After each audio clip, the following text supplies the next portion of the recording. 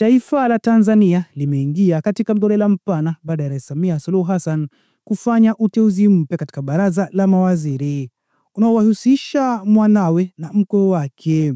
Uteuzi huo umetajwa na baadhi ya makundi nchini kama baraza la familia, huku wengine wakisema ni hatua inaweza kuathiri kazi ya serikali katika kipindi ambacho inapambana kuimarisha maridhiano ya kitaifa. Uteuzi huo ambao umetajwa na vyombo vya habari vya ndani na kimataifa umeibua maswali kuhusu taswira ya serikali, uwajibikaji na mwelekeo wa siasa nchini. Kwa mujibu wa taarifa iliyotolewa na Ikulu, Rais Samia amemteua binti yake kushika wadhifa wa naibu waziri wa elimu, wakati mkwe wake akiteuliwa kuwa waziri wa afya. Taarifa hiyo ilifafanua kuwa uteuzi ulizingatia uwezo, uzoefu na mahitaji ya wizara husika. Hata hivyo, uteuzi huo umeibua mjadala mpana kuhusu namna ya kufanya uteuzi wa viongozi wa juu serikalini, hasa katika sekta ambazo zimepewa kipaumbele katika mpango wa maendeleo ya serikali. Baada ya kutangazwa kwa uteuzi huo, wananchi kadhaa wameonekana kutoa maoni tofauti kupitia mitandao ya kijamii, hususan kundi la vijana wa Gen Z. Wengi wao wamehoji iwapo hatua hiyo inawapa nafasi wataalamu wengine waliopo katika mfumo wa serikali na sekta binafsi. Katika mitandao, mijadala imejikita kwenye hoja za uwazi, usawa na umuhimu wa kuteua watu kwa kuzingatia utaalamu kuliko undugu.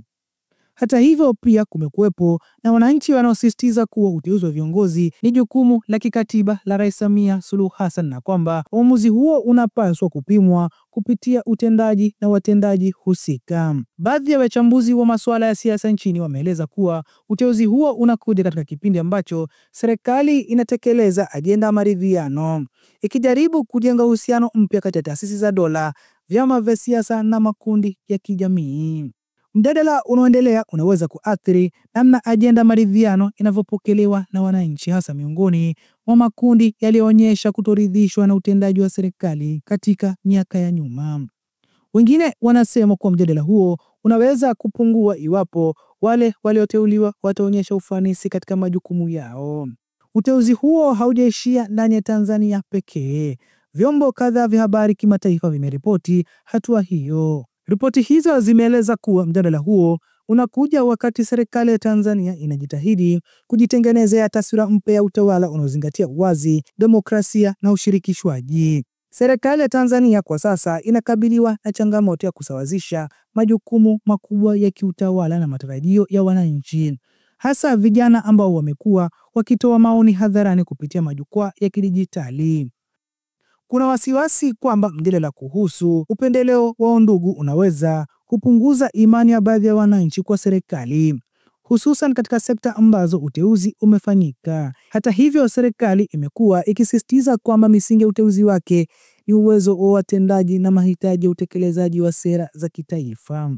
Wataalamu wa masuala ya kijamii wanataja kuwa uteuzi unaohusisha wanandugu wa karibu wa viongozi mara nyingi husababisha mgawanyiko wa kijamii. Wanasema kuwa taswira ya serikali hupimwa sio tu na majibu yake ya kisera, bali pia kwa maamuzi yake ya viongozi na taratibu zinazotumika. Lakini pia kuna upande unaoamini kuwa ufanisi wa viongozi wapya kwenye ziara zao utaamua kama mjadala huu utadumu au kupungua kwa muda. Wizara ya Afya na Elimu ni miongoni mwa sekta zinazopewa uzito kwenye serikali.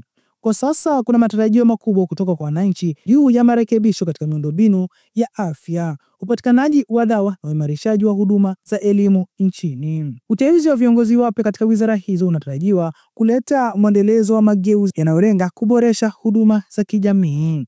Kwa sasa mjadala unaendelea huku wananchi na wadau mbalimbali wakifuatilia kwa karibu hatua zitakazochukuliwa na viongozi walioteuliwa. Kuna matarajio kwamba maelezo zaidi yanaweza kutolewa ili kufafanua misingi ya uteuzi na kueleza jinsi watendaji wapo watakavyotekeleza majukumu yao. Kwa sasa Tanzania inaendelea kuwa katika mjadala mkubwa kuhusu uteuzi wa viongozi wapya wa serikali. Athari za mjadala huo pamoja na namna serikali itakavyoshughulikia hoja zilizotolewa zitafuatiliwa kwa karibu na wananchi, vyama vya siasa na jumuiya ya kimataifa. Wananchi wanasubiri kuona namna uteuzi huo utakavyotekelezwa na matokeo yake katika sekta ya afya na elimu, pamoja na athari zake katika mustakabali wa siasa na kijamii nchini Tanzania.